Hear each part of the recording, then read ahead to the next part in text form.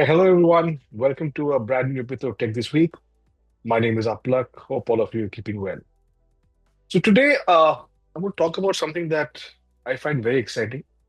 Uh, when I used to do my MBA, I majored in marketing, and one of my absolute favorite subject was brands. So today, we're going to talk about the story of brands, how they're relevant in today's day and age.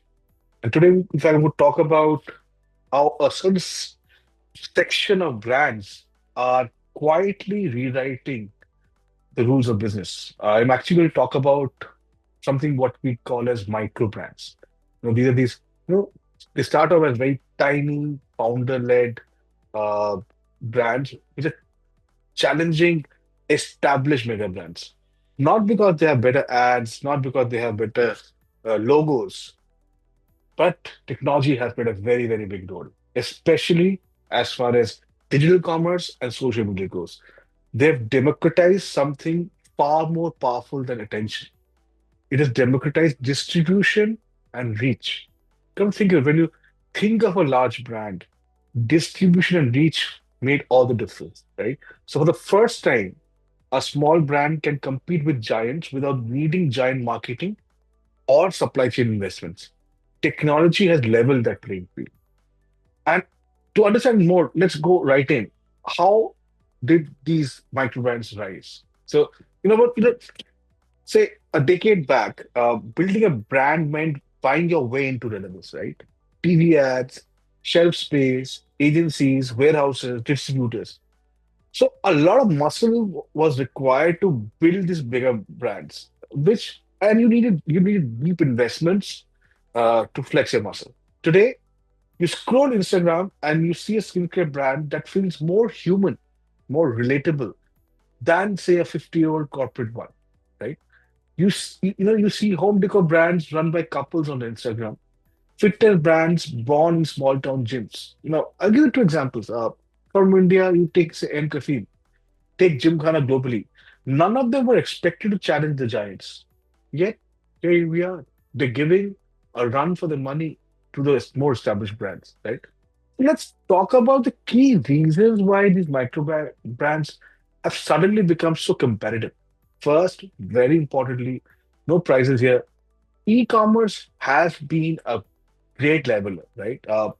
You have, you start selling your wares on established platforms like Flipkart, Amazon, so on and so forth.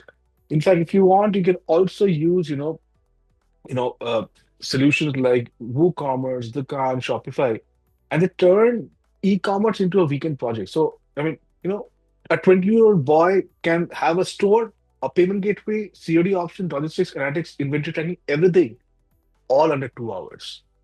Second, very importantly, because when we talk about products, and I'm practically talking about tangible products here. When we talk about micro brands versus mega brands or studio brands, essentially we're talking about products. So when we talk about tangible products, manufacturing is key, right? So back in those days, I'm saying a decade or 2 decades back, factories would demand minimum orders of say 50,000 units. Today, thanks to modular manufacturing, you can order as less as 50 pieces.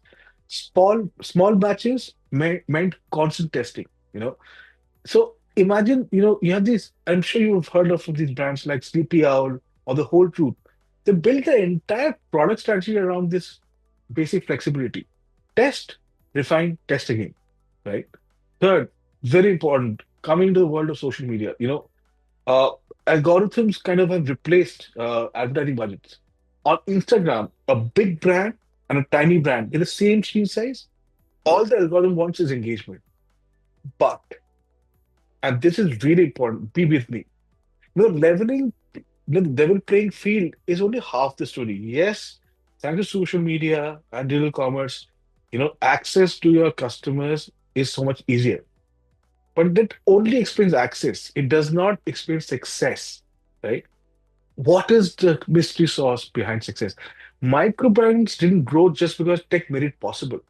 They also, very importantly, grew because they used this freedom to do the core thing right. Microbrands build genuinely world-class products. They focus on the product because tech helped them enable their reach and sustenance story. So real solutions, cleaner ingredients, more transparency, better taste, better fit, better materials. Example, the whole truth. No artificial sweeteners for the huge hit. Minimalist, ingredient transparency, game changing in skincare. I'm sure you these are household names now. Technology amplified them, but quality sustained them. Right? Having said that, microbrands aren't the future. They are simply the beginning because you have to understand one simple thing. Today's microbrand is tomorrow's megabrand. Every brand wants to grow. So what happens here? As they grow, they'll face the exact same set of challenges that they currently exploit in today's brands. So this is the irony. The bigger they get, the slower they become. The more they scale, the harder it gets to maintain iteration and cultural closeness. The more departments they add, the more approval layers and processes creep in. That is why the real shift in the consumer world will not be micro brands versus mega brands.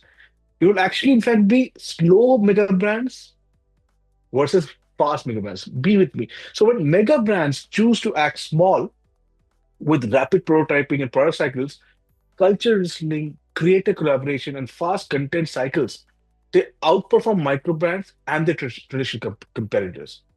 And in fact, you can already see this bifurcation in real world. I'll give you two examples. Nike, everyone's favorite. Nike behaves like a microbrand on Instagram and in streetwear culture, constantly dropping, experimenting, and collaborating. Lego, another iconic brand, behave like a microbrand with community-first design and fan-led product ideas. So these brands are testimony, of a much bigger trend. Being big is not the problem. We're not against mega brands. Behaving big is. The brands that win the next decade won't be micro brands and they won't be traditional mega brands. They'll be mega brands that think, move, and operate like micro brands. Flexible, fast, culturally relatable and relevant, and unafraid to experiment.